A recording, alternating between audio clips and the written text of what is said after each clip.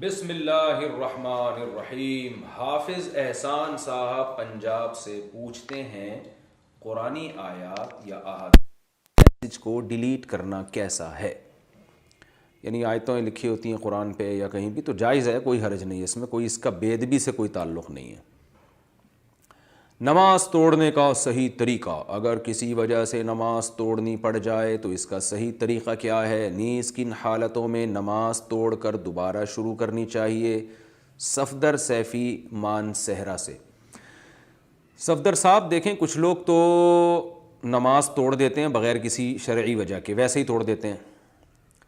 تو یہ تو جائز نہیں ہے۔ نماز میں جب آپ نے نیت باندھ لی تو اب اس کو مکمل کرنا واجب ہے۔ البتہ کچھ شرعی اعذار ایسے ہوتے ہیں جن میں نماز توڑنا جائز ہے۔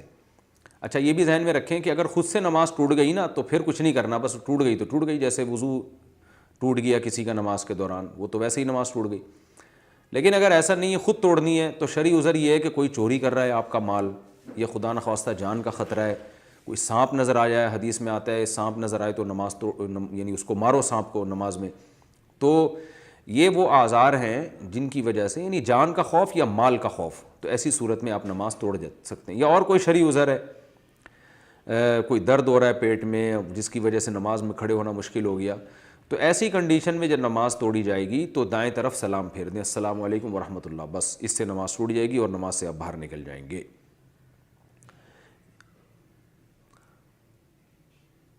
مسجد میں گم شدہ چیز کا اعلان کر سکتے ہیں؟ کیا ہم مسجد میں گم شدہ چیز کا اعلان کر سکتے ہیں؟ کسی کا سامان گم ہو گیا ہو یا کسی کو کوئی گم شدہ چیز ملی ہو، دونوں کا حکم بتا دیں۔ محمد ثمامہ راجستھان سے۔ دیکھیے، رسول اللہ صلی اللہ علیہ وسلم نے ارشاد فرمایا، صحیح حدیث ہے کہ اگر کوئی شخص مسجد میں گم شدہ چیز کا اعلان کر رہا ہے تو اسے کہو لا ردہ اللہ علیک، کہ اللہ کرے تمہاری یہ چیز نہ ملے۔ فَإِنَّ الْمَسَاجِدَ لَمْ تُبْنَ لِهَذَا، اس لیے کہ مسجدیں اس کام کے لیے نہیں بنی ہیں کہ اعلانات کے وہ مرکز ہوں مسجدیں۔ تو دنیاوی امور اس طرح سے مسجد میں سر انجام دینا کہ وہ یعنی جیسے اعلانات ہو رہے ہیں اور فلاں گم گیا فلاں گم گیا، تو مسجدیں اس کام کے لیے نہیں بنی ہیں۔ تو یہ واضح حدیث موجود ہے، اس سے صاف پتہ چلتا ہے کہ مسجد میں اگر کوئی اپنی گمشدہ چیز کا اعلان کرتا ہے تو اعلان بھی جائز نہیں ہے، اس کے ساتھ تعاون بھی جائز نہیں۔ لیکن یہ جب ہے جب چیز مسجد سے باہر گمی ہو، اس پر تقریباً پوری امت علماء کی یہی رائے ہے کہ یہ جب ہے جب چیز مسجد سے باہر گمی ہو،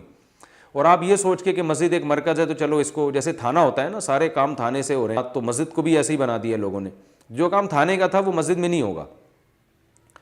تو اس لیے آپ صلی اللہ علیہ وسلم نے فرمایا، تو اس سے مراد ہے کہ مسجد سے باہر کوئی چیز گمی ہو۔ اگر مسجد کے اندر ہی گمی ہے تو غالب یہی ہے کہ کسی نمازی ہی کی بیچارے کی گمی ہوگی اور اس کو تلاش کرنے میں مشکل ہوگی،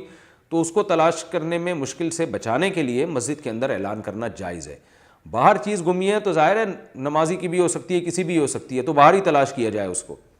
مسجد کو اس کا مرکز نہ بنایا جائے، کیونکہ مسجد اس طرح پھر عبادت کے لائق نہیں رہے گی، وہ انہی چیزوں کے لیے ہو جائے گی۔ تو اس لیے اگر مسجد سے باہر کسی کی کوئی چیز گمی ہے تو مسجد میں اعلان نہیں کر سکتا، مسجد کے اندر گمی ہے تو بالاتفاق اعلان کرنا جائز ہے، کیونکہ وہ وہیں کسی نمازی کی ہوگی اور بیچارہ تلاش کر رہا ہوگا، تو آپ جب اعلان کریں گے تو وہ چیز اس تک پہنچ جائے گی آسانی کے ساتھ۔ اس سے یہ بھی پتہ چلتا ہے کہ مسجد میں بھیک مانگنا بھی حرام ہے اپنی ذات کے لیے، کیونکہ گمشدہ چیز جو اپنی تھی باہر گمی ہے، مسجد میں نہیں مانگ سکتے، تو دوسرے کی جیب سے کیسے پیسے نکلوا سکتے ہیں؟ یعنی بھیک مانگنا بھی اس لیے حرام ہے کہ بھیک بھی پیسے جمع کرنے کا ایک ذریعہ ہے نا، تو مسجد اس کاموں کے لیے نہیں بنی۔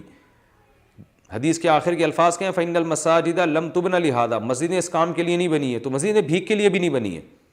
تو مسجد میں لوگوں کو صدقہ خیرات کی ترغیب دی جا سکتی ہے، مسجد کے لیے چندہ کیا جا سکتا ہے، غربا مساکین کے لیے بھی چندہ کیا جا سکتا ہے، لیکن اپنی ذات کے لیے مانگنا مسجد میں یہ اسی حدیث کی روشنی میں ناجائز اور حرام ٹھہرتا ہے، اس لیے کہ یہ بھی خالصتاً ایک دنیاوی عمل ہے، بھیک مانگنا اپنے لیے، اور یہ دنیاوی عمل ہے اور اس کی مسجد میں اجازت نہیں ہے، کیونکہ اپنی گمشدہ چیز جو باہر گمی ہو وہ آپ نہیں مانگ سکتے، تو آپ خود سوچئے کہ جو آپ کی بھی نہیں ہے، دوسروں کے پیسے ہیں، وہ آپ مسجد میں کیسے بھیک کے طور پر اس کا مطالبہ کر سکتے ہیں۔ لہذا